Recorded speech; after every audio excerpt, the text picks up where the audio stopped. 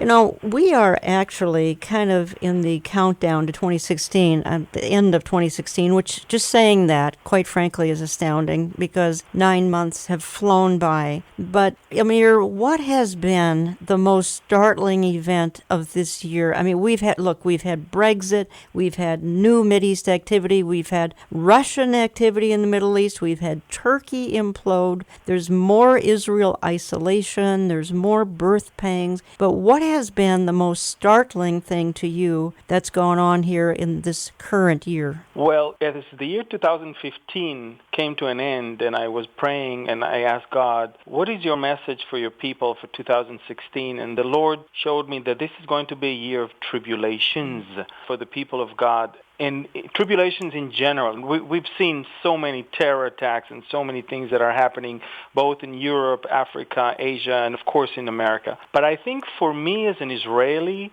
as in someone who is teaching and studying Bible prophecy, the actual literal physical invasion of both Russia earlier and Turkey just last month into Syria has been the most significant event because we've been teaching for so many years on the fact that it has to be Iranian and Russian and Turkish axis of evil coming from that part of Israel, and it has to be also a Sudanese, Yes. Libyan axis of evil from the African side. And we see so much going on in 2016 from both parts of the map. From the part of Africa, we see that these are the only countries that are opposing Israel's attempt to get support in Africa. And we see for the first time Erdogan friends with Putin in Iran, and so on and so on. And to think that in America bombing a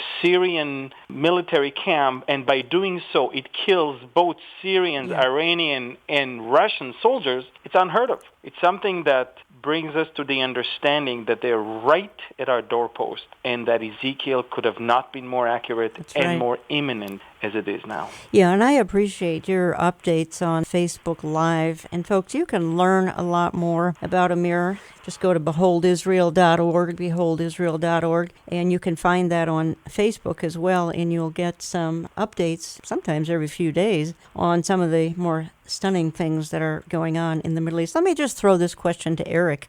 What's the most stunning thing in 2016 to you, Eric? I think the downturn of discernment among Christians to realize what's happening, and how often, I feel like a broken record every time I say, if we understood that what the news means to us and what these events around us mean, then we would be evangelizing as we're supposed to be doing regardless. We would be watching for the coming of the Lord in a way that we never have before, because all these events tell us the birth pangs are well underway. You know, gentlemen, I saw, this is on the homepage of CNN, and this is a couple of months ago, so it's a bit dated, but quite frankly, the message on it is timeless. And the homepage of CNN said a couple of months ago, and it was after some police shootings and things in America looked like they were coming to an end, quite frankly, said, who can make it stop? That was huge across the homepage. And then underneath that, it said, is there a leader who can stop the chaos and heal America? Now, to me, Amir and Eric, that was one of the more stunning things here the last year, because we've got, again, the secular world calling out for a savior. There's definitely crisis of leadership,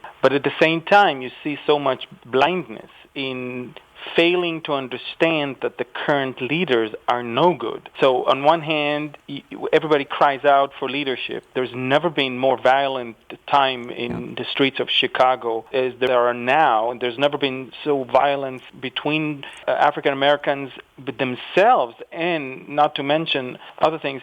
And yet it all happens under the guard of the first African-American president in the history of the United States. Yet everybody fails to identify the fact that there is no leadership, that the leader is not leading. And he's still the darling of the media, he's still the darling of the liberal, the darling of the West. He can do nothing wrong. So on one hand, yes, we see the yearning, even on CNN, yes, for leadership. But on the other hand, When was the last time CNN criticized Barack Obama? They do not. They don't criticize anyone on the left. You know, I have heard you say, Amir, because I follow you heavily. I mean, I like to watch your messages on YouTube because they're just so outstanding. You and I are of such like mind as well, but God wants his children to be ready. Nothing's happening to scare us. You know, it's happening to prepare us. And yet, and as Eric said, people are tuned out because they're afraid. They're afraid of our times. They're afraid of our headlines, when in fact, the hope of today is what you and I try to specialize in. It's called Bible prophecy. That's the hope of our time. Yeah, and that's because prophecy points at Jesus. And prophecy is teaching us that our hope is in Jesus. And therefore, the prince of this world is blinding the people of this world from finding any hope in Jesus. And so Bible prophecy shouldn't be something they should ponder on or think of or study, because it will obviously, under his influence, lead them to the wrong conclusion. And oftentimes, let's face it, I must confess, ever since I started being more exposed, I've been bombarded with so many people writing me or forwarding to me stuff, and more than half of it is nonsense. There's, unfortunately, in the realm of Bible prophecy teaching, there is a lot of stuff that is not right. People tell me, the Pope is right now in Israel, blah, blah, blah. There's no such thing. I mean, I would have obviously reported if the Pope was in Israel during this month or that month, or doing that thing or that.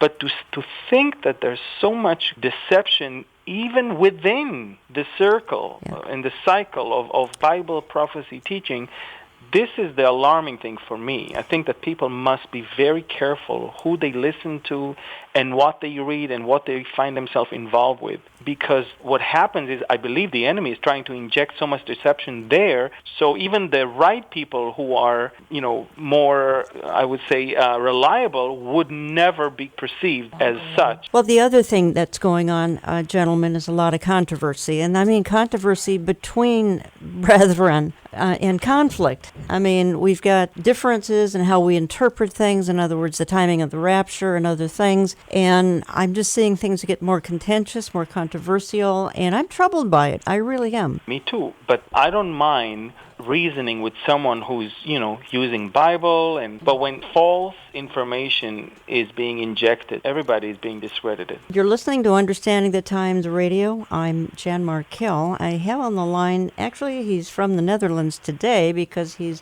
kind of a world traveler, Amir Sarfati. He's one of my speakers at Understanding the Times 2016, and you'll hear that promo coming up in just a minute or two, talking a little bit more about it. Amir directs a ministry called Behold Israel, and find more out at beholdisrael.org. Eric Barger is helping me quiz Amir today, and we're talking a little bit about, the issue that encourages and inspires us, known as eschatology or Bible prophecy. We like to tie it into current events, and my goodness, in the last probably 10 years or so, the explosion of these kinds of current events has been simply overwhelming as they tie into the Bible and as they tie into the issues of the day. Amir, I saw a headline today. I'd like you to comment on it, and probably briefly because we have a lot of territory to cover here. But the headline read, "What will Israel's next war look like?" And it went on to talk about estimated 230,000 weapons are focused on Israel, and the IDF is predicting more than 10,000 direct hits in populated areas of Israel, including Tel Aviv. And let's just consider the enemies: Hezbollah, Hamas,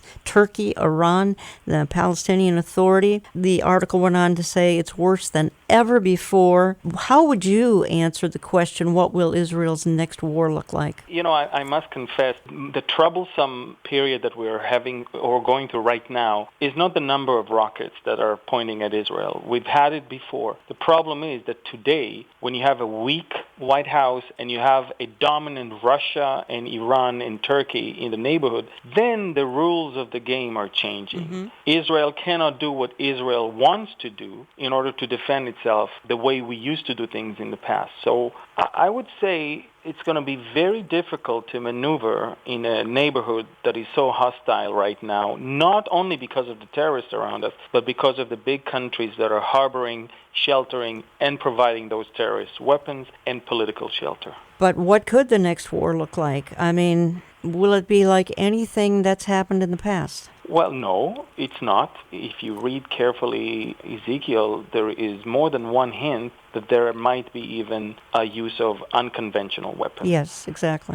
So there is no doubt that the days of the regular rock Scud missiles Yes. are over. Yes. Plus, Israel developed several mechanisms to defend itself from rockets like that. So the escalation is not only by the number of the rockets that are going to fly towards us, but also the type and the warheads that they're carrying with them. And this is why we're very alarmed with what is going on in Syria right now. Yes. The eyes of the Israeli army are fixed on Damascus. Damascus is right now the biggest concern for Israel, because not only that Damascus had a huge reservoir of chemical weapons from the time Saddam Hussein smuggled stuff into it, but just the report from the last few days that was released shows that they continue to produce VX, sarin, and mustard gas in huge quantities. And we're talking about the same Syria that Barack Obama claims that he struck a deal for them to not only stop, but also take away and remove all their chemical weapons from their territory. It's a big baloney. Not only that they were hiding from the world what they had, but they continue producing it even today as we speak.